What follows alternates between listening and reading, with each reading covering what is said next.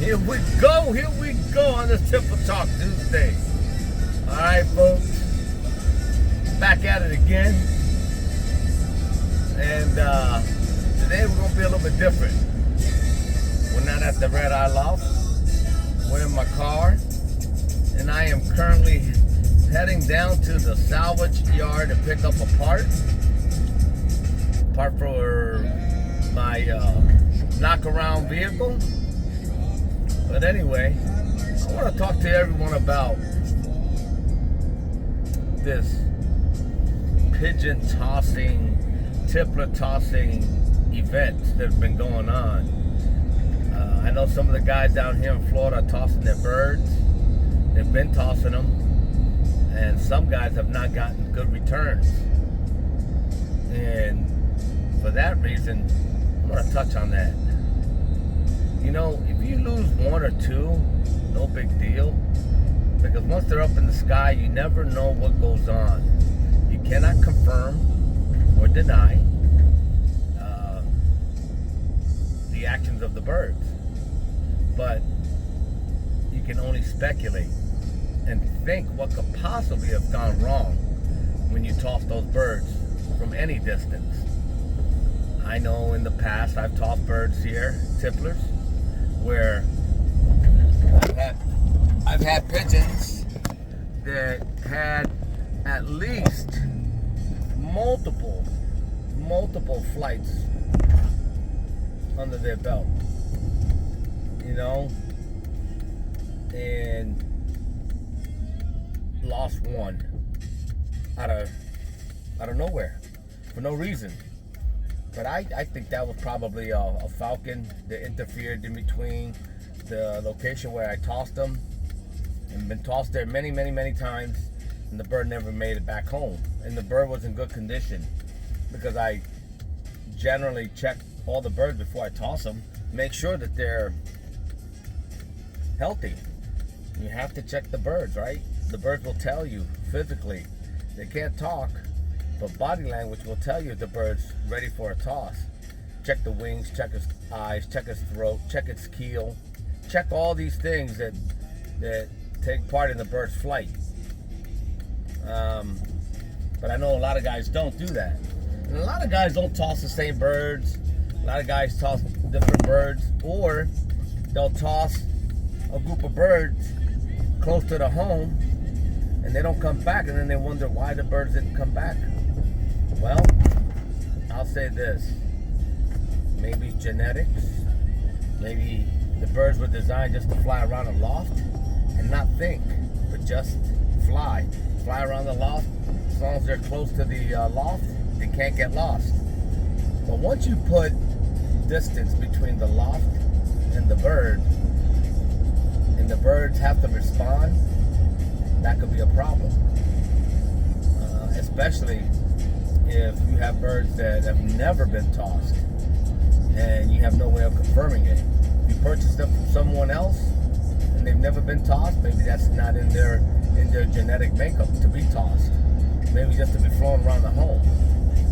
I know in some lofts, some guys have birds that'll go up 30, 45 minutes, an hour, 2 hours, and come back down, and they're happy with that. But I like my birds to route out and fly away from the loft. That tells me that they're doing something. They're getting smarter, where they, knowing their boundaries, where the loft is located. That's what they do, and you know for a fact that they're taking note and seeing all the different landmarks. When you're flying birds that don't do that, just stick around the house, then you try to make them fly from various distances, knowing that they've never been no more than probably half a block away from your home or the loft, which is probably half a mile, if that, quarter of a mile away from the home. You know that's all they know. You know that they're not doing anything as far as knowing their landmarks. Birds that disappear and leave for a good amount of time, you know that they're out there exploring. No question about it. They're routing. They're taking note of flight patterns, locations, landmarks, buildings, waters, colors. There may be a pink house a mile down the road that stands out, and it's in the line of flight. That's what they learn. It could be a weird color. But again, looking on Facebook, and I find that one gentleman lost quite a few birds on the first toss 5 miles away from his home. And I could see what he was trying to do, but he probably didn't ask himself, were the birds ready? He just figured they fly well around the house, so they should come back home. Well, it doesn't work that way. Again, if you always do what you have always done, then you'll always get what you've always gotten. Remember that, folks. So maybe you have to step back, reanalyze what you have, look at what you have,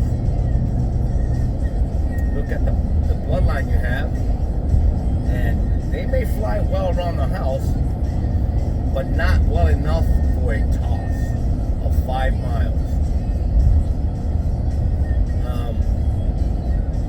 I hope you get your birds back, and it's possible you can train them, you can teach them to home, but then again, some folks like seeing their birds home automatically without having that training.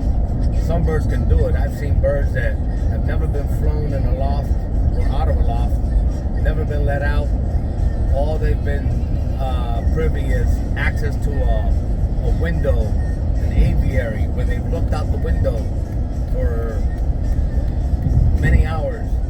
And all of a sudden, you get rid of that bird, you sell it, and the bird flies back.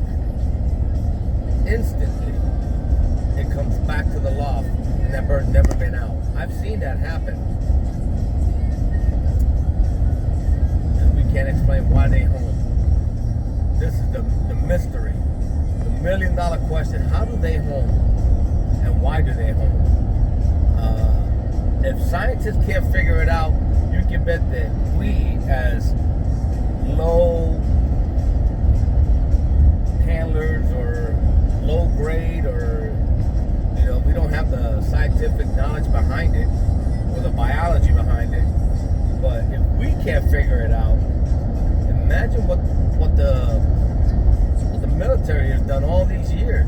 They've tried and tried to figure out exactly how the pigeons home and why they home, and they still can't figure out that mystery. All they know is the pigeons can home. So, to that gentleman that lost the birds, I hope you get them back. And if I were you, I'd start them out half a block, a couple of trading tosses, then a mile, a couple of trading tosses, until they don't start coming back consistently. Then you can jump them up. But until then, or you may just never get them to come back home. They're not that type of bird. It's not in them. Genetics. You have to take your losses and start all over. Start with something different. Get rid of them. That could very well happen. Now, talking about the fellas up north, and congratulations to all those that participated in that little toss meet on Sunday.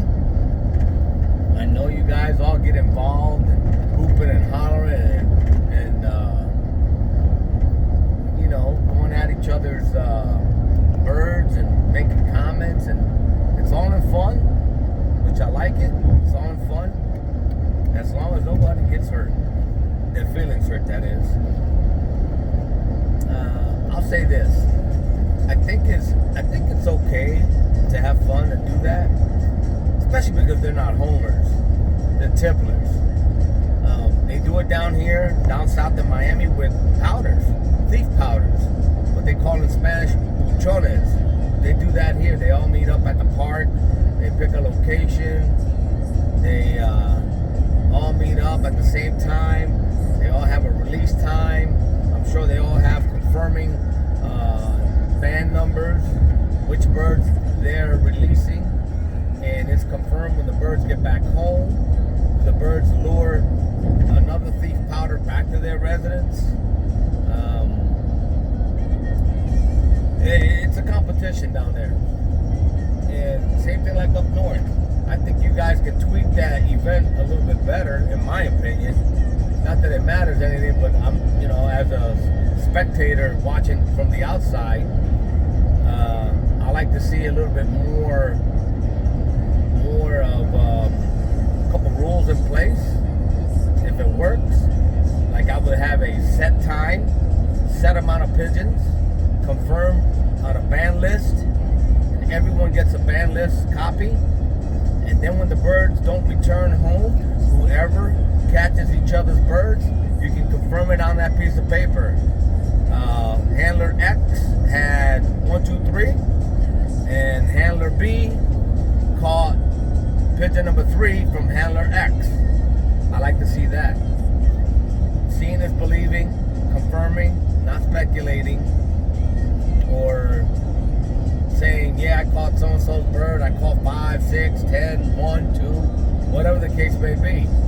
Because how do you really know that they're birds unless it has their birds, like I said in the past videos? The band is the identity of the bird. If you put a band number and it's a, say, for example, NPA or ATU band or MBRC or whatever the case may be, you have a band on there that identifies the bird with the number, and you have confirmation of a band list of that band that was placed on that bird, and the bird doesn't return, and another handler catches it. That's seeing is believing. You just confirmed it, that the bird did not return. It was released on a Sunday morning at 8 o'clock at location A. It was released, took off, never came home that evening, and another handler miles away caught it with their team. That's competition. You can do it that way. But there's many things you can do, folks, to make that so-called tossing competition better. But everyone has a different flavor of flying their birds. Nothing wrong with it.